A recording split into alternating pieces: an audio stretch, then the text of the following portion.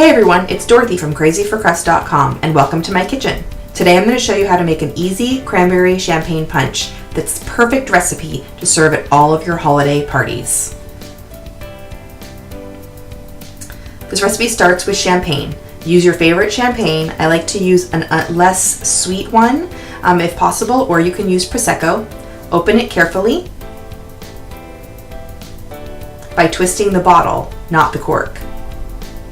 Then add the champagne to your punch bowl or a pitcher.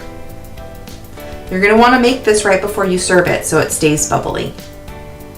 If you're making this ahead of time, I would add the champagne last.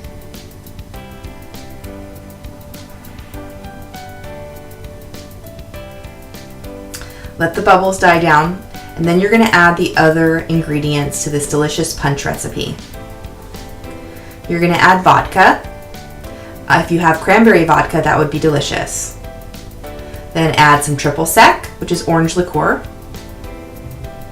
pineapple juice, which gives it some great flavor, and cranberry juice because it's cranberry champagne punch. So you need that cranberry juice.